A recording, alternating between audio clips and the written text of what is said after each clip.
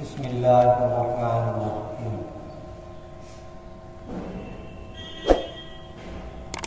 نحمده ونستعینه ونستغفره ونؤمن به ونتوکل علیہ صلی اللہ علیہ وعلى آلہ واصحابہ وبارک وسلم تسلیما کثیرا اما بعد اعوذ باللہ من الشیطان الرجیم بسم اللہ الرحمن الرحیم وما ارسلناک الا رحمۃ للعالمین صدق اللہ مولانا العلی العظیم۔ بزرگوں اور دوستوں، نوجوانوں، عزیز ساتھیوں اور پیارے بچوں، ماہ ربیع الاول کی مناسبت سے تذکرہ چل رہا ہے فخر رسول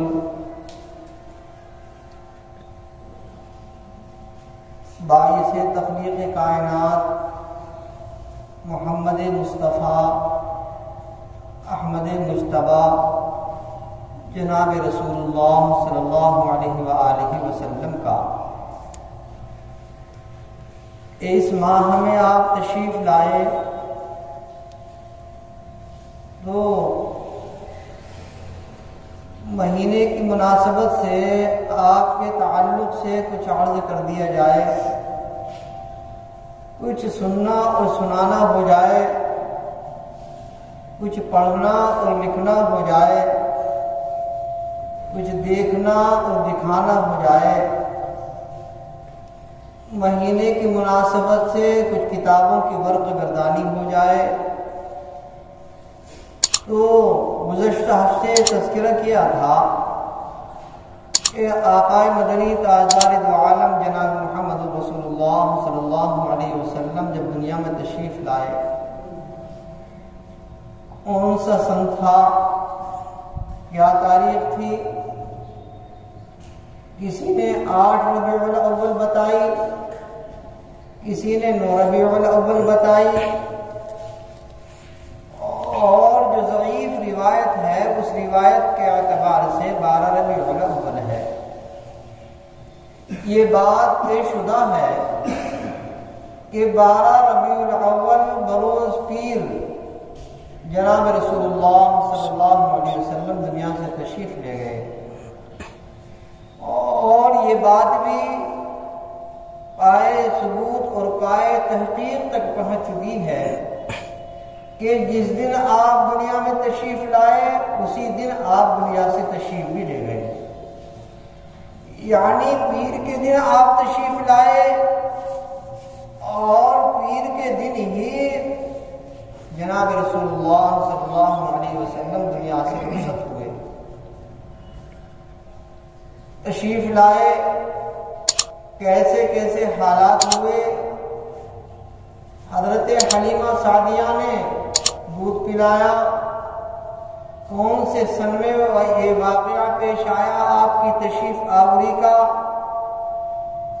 تو مکمل طریقے سے جو مؤرخین ہیں اور اصحاب سیر ہیں وہ یہ بات کہتے ہیں کہ آقا اس دنیا میں تشریف لائے 2 سال وہ تھا جس سال اصحاب فیل کا واقعہ پیش آیا۔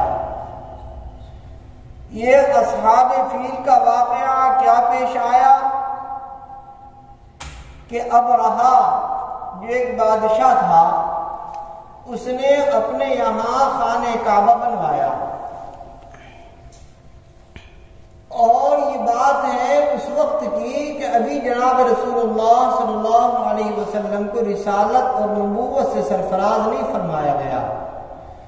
اس نے خانہ کعبہ بنوایا اور بنوانے کے بعد لوگوں سے کہا کہ اب تم کو مکہ جانے کی ضرورت نہیں ہے، لہذا تمہیں طواف کرنا ہے، تمہیں کوئی منت ماننی ہے، منت کو پورا کرنا ہے، یا اپنی نظر کو پورا کرنا ہے، تو اب تم کو یہیں پر یہ کام کرنا ہوگا اور یہی کام تم لوگ کرو۔ لیکن اللہ تبارک و تعالی کا نظام تو عجیب ہے کہ خداوند قدوس کے گھر کے مقابلے میں کوئی ایسا گھر بنائے، ایسا کیسے ہو سکتا ہے؟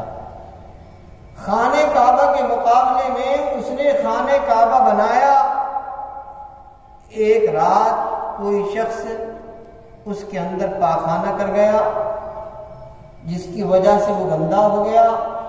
جب اس کو معلوم ہوا کہ کوئی شخص غلاظت اور گندگی کر کے میرے خانہ کعبہ میں چلا گیا ہے، تو اس نے بہت بڑا ہاتھیوں کا لشکر لے کر اور ہاتھیوں کے لشکر کے ساتھ ساتھ بہت بڑا لوگوں کا جمع غفیر جو تیر و تبر کے ساتھ، کدالوں کے ساتھ اور ان تمام کے تمام آلات کے ساتھ وہ مزین تھے کہ جا کر کے مکے کے اندر خانہ کعبہ کو اکھاڑ کر کے پھینک دیں گے۔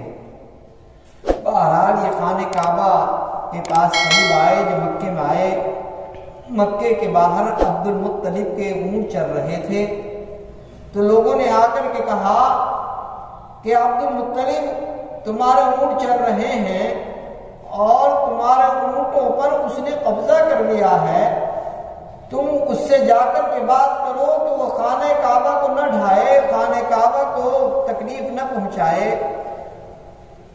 حضرت عبد المطلب جناب رسول اللہ صلی اللہ علیہ وسلم کے دادا اس کے پاس گئے اور جانے کے بعد جو بات کی وہ اپنے اونٹوں کے تعلق سے بات کی کہ تم نے جو میرے اونٹ پکڑ لیے ہیں وہ میرے اونٹ مجھے واپس دے دو۔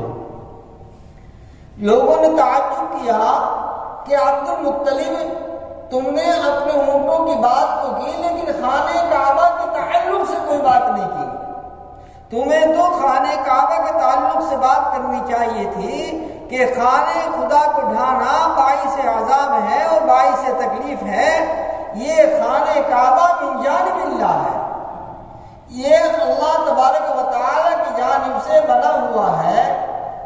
حضرات انبیاء کرام علیہ السلام نے اس خانہ کعبہ کی تعمیر کی ہے، فرشتوں نے تعمیر کی ہے، لہذا اس خانہ کعبہ کو تم ڈھاؤ گے تمہارے اوپر عذاب نازل ہو جائے گا۔ لیکن یہ اس قسم کی کوئی بات حضرت عبد المطلب نے نہیں کی، بلکہ کہا کہ تم نے ہمارے جو اونٹ ضبط کر لیے، ہمارے اونٹوں کو تو لے لیا، لہذا وہ سارے کے سارے اونٹ تم واپس کر دو۔ تو اب رہا بادشاہ نے وہ سارے اونٹ عبد المطلب کو واپس کر دیے۔ لوگوں نے کہا کہ تم نے خانہ کعبہ کے تعلق سے تو کچھ بھی نہیں کہا، تمہیں تو خانہ کعبہ کے تعلق سے مجھ سے گفتگو کرنا چاہیے تھی۔ تو حضرت عبد المطلب کا جواب سنیے، ابھی اسلام نہیں آیا، جناب محمد رسول اللہ صلی اللہ علیہ وسلم کو نبوت سے سرفراز نہیں فرمایا گیا، کسی قسم کے جنگ و جدال کا اور جنگ کا کسی قسم کا کوئی واقعہ کوئی بات نہیں پیش آئی۔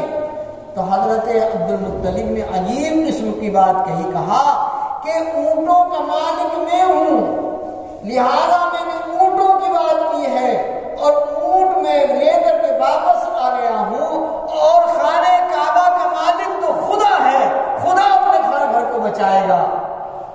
اور اللہ کا کرنا دیکھیے، پروردگار عالم کا کی منشا اور اللہ کا مقصد دیکھیے، جب وہ خانہ کعبہ کو ڈھانے کے لیے چڑھائی کرتا ہے تو اللہ ہمیں ابابیل پرندوں کو بھیجا جن کی چونچوں میں اور جن کے پنجوں میں باریک باریک پتھر تھے، اور پورے کے پورے لاؤ لشکر کو اس نے تباہ کر دیا، برباد کر دیا اور ہلاک کر دیا۔ قرآن کریم کے اندر اسی کا تذکرہ ہے، جو سورت بہت مشہور ہے، أَلَمْ تَرَ كَيْفَ فَعَلَ رَبُّكَ بِأَصْحَابِ الْفِيلِ أَلَمْ يَجْعَلْ كَيْدَهُمْ فِي تَضْلِيلٍ وَأَرْسَلَ عَلَيْهِمْ طَيْرًا أَبَابِيلَ تَرْمِيهِمْ بِحِجَارَةٍ مِّن سِجِّيلٍ فَجَعَلَهُمْ كَعَصْفٍ مَّأْكُولٍ۔ ایسا برسات کی ہے پرندوں نے پتھروں کی، باریک باریک کنکریوں کی، کہ ایسا تباہ اور برباد کیا ہے کہ وہ کھائے ہوئے بھوسے کی طرح ہو گئے۔ جیسے جانور کوئی بھوسا کھاتا ہے اور کھانے کے بعد اس کی جگالی کرتا ہے اور وہ اس کے سارے رنگ و روغن کو اور سب چیزوں کو نکال کر اس کے بھوسے کو پھینک دیتا ہے، اسی طریقے سے اللہ نے پورے کے پورے لشکر کو، یہاں تک کہ جو بادشاہ تھا ابرہہ، اس کو بھی ہلاک کر دیا اور سب کے سب ہلاک ہو گئے۔ تو جناب رسول اللہ صلی اللہ علیہ وسلم اس سال تشریف لائے، جس سال اصحاب ویفیل کا واقعہ پیش آیا، بڑے ہوئے، حضرت حلیمہ سعدیہ نے دودھ پلایا، واقعہ شق صدر پیش آیا، یعنی کہ سینے کے چاک کرنے کا واقعہ پیش آیا، تو حضرت حلیمہ سعدیہ لے کر کے کہاں آئیں؟ پھر واپس مکے آئیں، عبد المطلب کے سپرد کر دیا کہ ایسا نہ ہو کوئی انہونی ہو جائے اور انہونی ہو جانے کے بعد بچے کو کوئی تکلیف پہنچ جائے۔ بہرحال حضرت عبد المطلب کا 2 سال کے بعد انتقال ہو گیا۔ حضرت عبد المطلب کے 2 سال کے انتقال کے بعد پھر آپ اپنے چچا ابو طالب کی تربیت میں آئے۔ کس کی تربیت میں آئے؟ ابو طالب کی تربیت میں آئے۔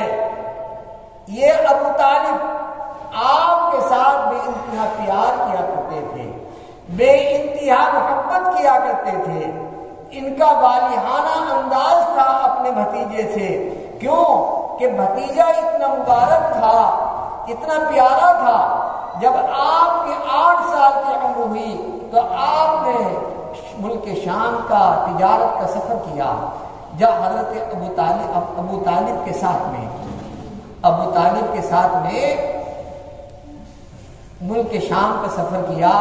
جب ملک شام کا آپ نے سفر کیا تجارت کی غرض سے، تو چاہتے تو نہیں تھے کہ محمد کو لے کر کے ملک شام جائیں، لیکن جب دیکھا جاتے ہوئے کہ محمد کی آنکھوں میں آنسو ہیں، جدائی کا رنج ہے، جدائی کا غم ہے، تو ساتھ لیا۔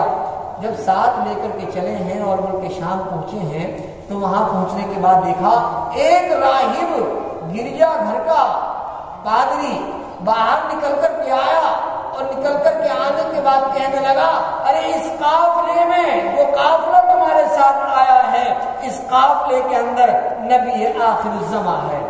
کسی نے کہا تم نے کیسے پہچانا؟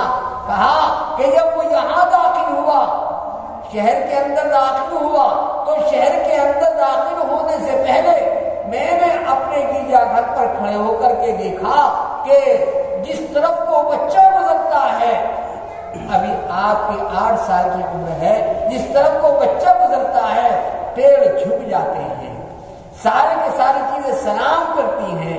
کہا اب اس راہب نے، جس کے بارے میں آتا ہے اس کا نام جرجیس تھا، اس نے دعوت کھلائی، دعوت کی، اور دعوت کھلانے کے وقت دیکھا کہ وہ بچہ تو دکھائی نہیں دیتا، کہ میں نے پورے قافلے کی دعوت جو کی ہے اس بچے کے طفیل میں کی ہے، جو نبی آخر الزمان بننے والا ہے، آخری نبی بننے والا ہے۔ تو کہا کہ وہ بچہ کہاں چلا گیا؟ کہا کہ اونٹوں کو چرانے کے لیے وہ جنگل چلا گیا ہے۔ باہر بلوایا، اور بلوانے کے بعد بڑا اعزاز اکرام کے ساتھ اس نے کھانا کھلایا۔ کہا کہ ذرا اس بچے کو رومیوں سے بچا کر کے رکھنا، کہ اصحاب روم کو اگر پتہ چل گیا کہ یہ بچہ وہی ہے جو آگے چل کر خاتم الانبیاء و رسول بننے والا ہے، یہ بچہ آگے چل کر وہ بچہ ہے جو آگے چل کر جو ہے نبی آخر الزمان بننے والا ہے، لہذا اس بچے کی حفاظت کرنا۔ اسی دوران 7 آدمی رومیوں کے اس بچے کو تلاش کرتے ہوئے آئے، اور ان کے ہاتھوں میں کتابیں تھیں، اور کتاب وہ دیکھ رہے تھے، کتاب کیا کر رہے تھے؟ دیکھ رہے تھے، اور کتاب کے اندر لکھا ہوا تھا کہ فلاں وقت میں ایک نبی آئے گا، اور اس نبی کا تجارت کا سفر بچپن میں 8 سال کی عمر میں ملک شام کا ہوگا، لہذا ہمیں معلوم ہوتا ہے بچہ تمہارے پاس موجود ہے۔ اس راہب نے کہا، اس پادری نے کہا کہ تم قسم لو اس بچے کو کوئی تکلیف نہیں پہنچاؤ گے۔ تو تو کہا ہم تو اس بچے کو اچکنے کے لیے یا اس بچے کو قتل کرنے کے لیے آئے تھے، لیکن جب تم نے قسم دے دی ہے تو اب اس وقت ہی وہ پادری کے پاس رہ گئے اور وہیں پر ان کا انتقال ہوا۔ پھر اس کے بعد جب آپ کے 8 سال کی عمر تھی اس وقت خانہ کعبہ تعمیر ہوا ہے۔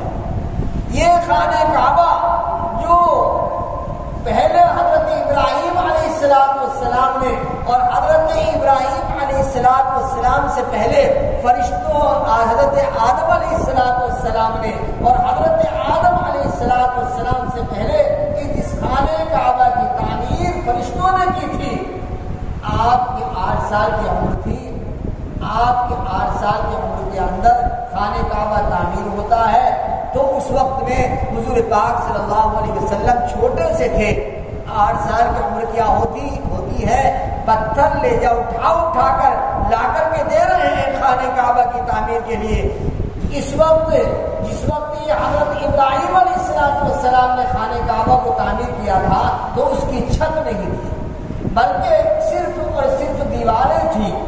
جب قریش نے اس کی تعمیر کی ہے تو قریش نے اعلان کیا کہ خانہ کعبہ کی تعمیر میں جو پیسہ خرچ ہوگا سود کا پیسہ نہیں ہوگا اور حرام کسی قسم کا پیسہ نہیں ہوگا، بلکہ صرف اور صرف حلال پیسہ خانہ کعبہ کی تعمیر میں صرف ہوگا۔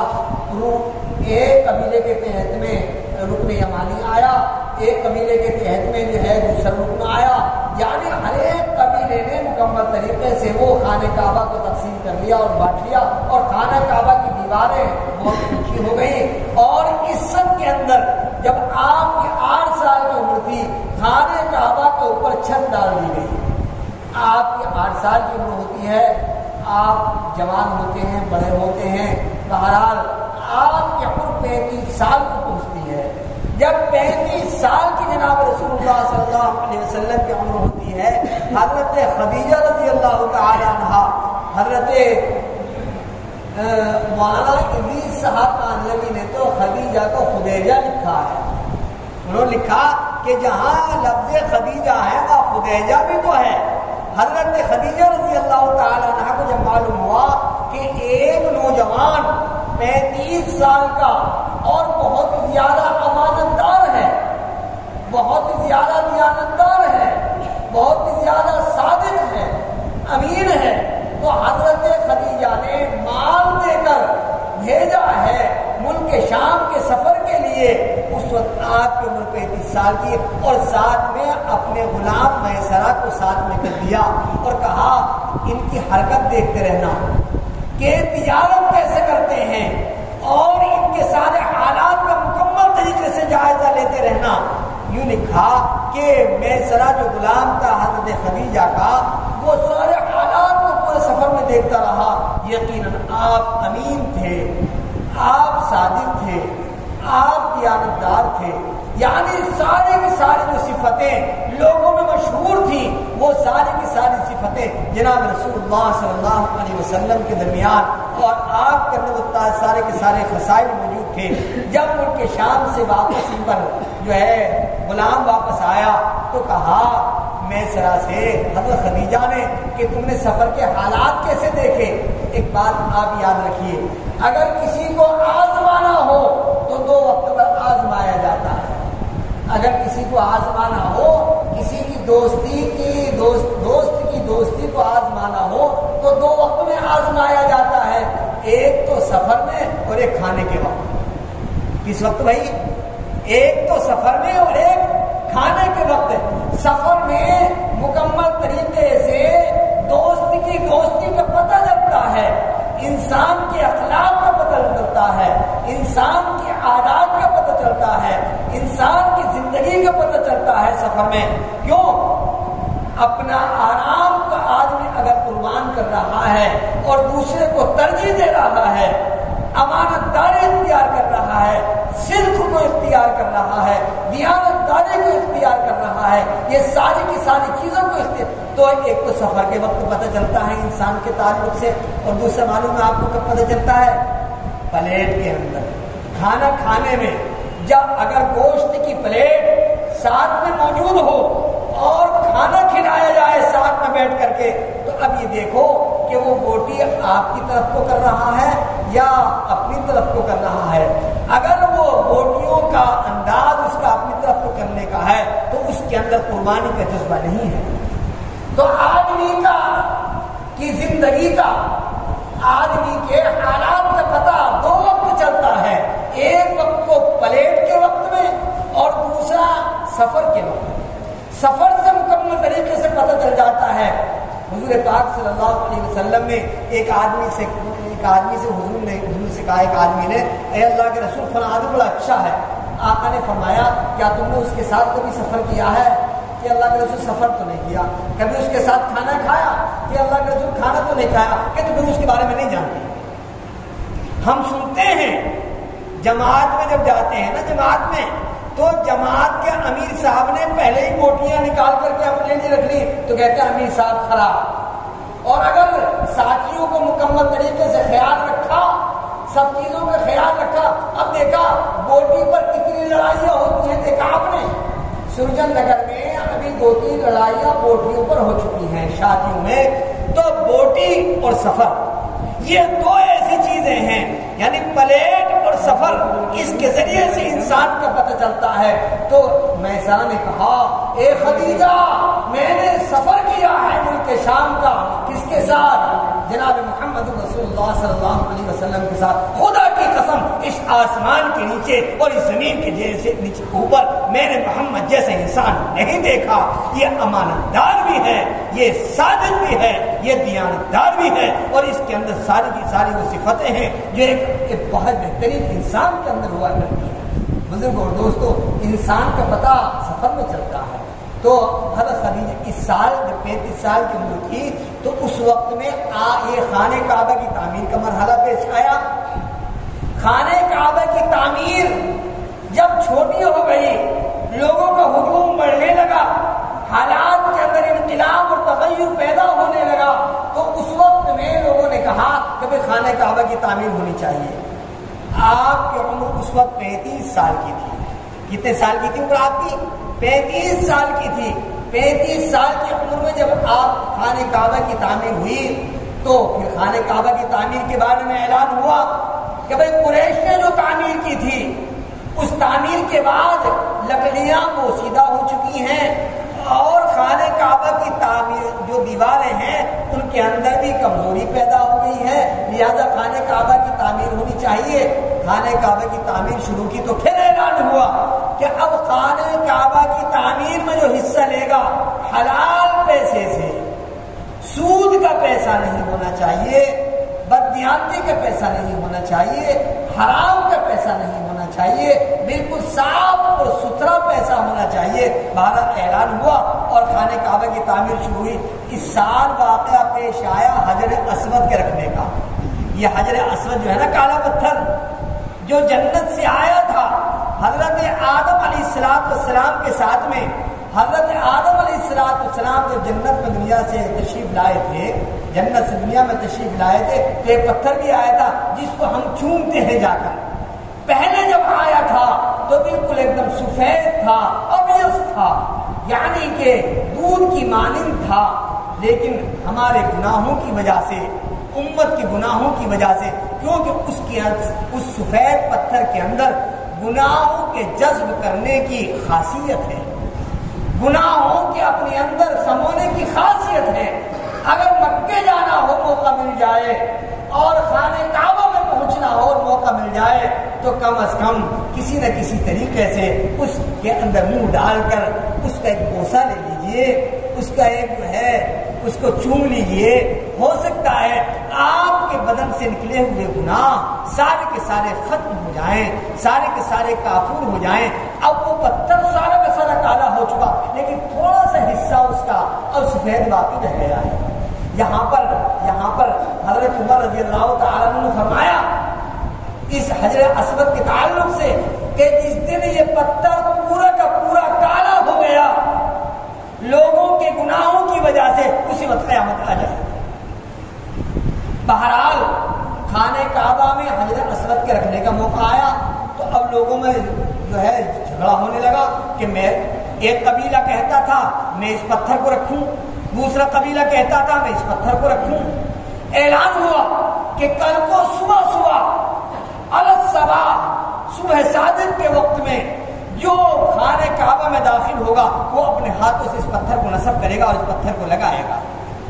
لوگ کہہ رہے تھے، ہر ایک قبیلہ انگشت بدندہ تھا، حیران تھا کہ کس کے اندر ایسی ہمت ہے، ایسی جرأت ہے، کون سا؟ اور یہ بھی حیران کر دیا گیا تھا، خانہ کعبہ کو اپنے ہاتھوں سے وہ نصب کرے گا، خانہ کعبہ کی دیوار میں وہ شخص لگائے گا جس نے کبھی زندگی میں کوئی گناہ نہ کیا ہو، کتنے کوئی غلطی جس سے سرزد نہ ہوئی ہو، کب ہمیشہ وہ صدق کا پے کر رہا ہو، وہ امانت دار اور خلوص محبت کا ایک آماج گاہ رہا ہو، جس کی مکمل طریقے سے خصائص اور عادات مکمل طریقے سے عمدہ رہے ہوں۔